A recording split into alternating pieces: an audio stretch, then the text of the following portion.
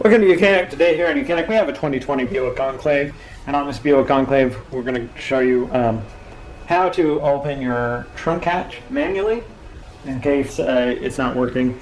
So say you try to hit this button that's right here and it doesn't work to unlock it and to open it via whether your battery is dead or just the maybe the actuator unit has gone bad, and then any of the other buttons won't work. So I'm going to show you the manual release to be able to release and get your trunk to open. So to start with, you will need to at least be able to get into the vehicle, and then you will need to go into the trunk and be able to release this. Okay, so we're in here in the vehicle, and we go to the back. So you may need to climb over seats and whatnot.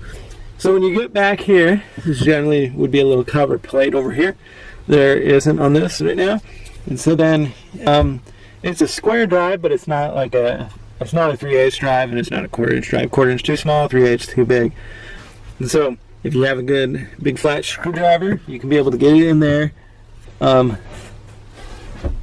sideways of the square drive, and then you just need to twist it to the left, and then it just needs to twist to the left a little bit to unlock it. And now that it's unlocked, if it's just your door lock, if it's just the actuator unit itself, then you can actually just reach down here on the right and you can tap the button to be able to get it to raise up. Now, of course, if the battery was dead, you would have to push it up. But we try not to push it up and push it down very often because it's got the electronic actuators on it. So you see that little square bit in there? It's not the best view, but try. That's where you put your screwdriver in, and you're able to twist it to unlock, manually unlock your trunk. Thanks for watching YOUCANIC, where you can be the mechanic.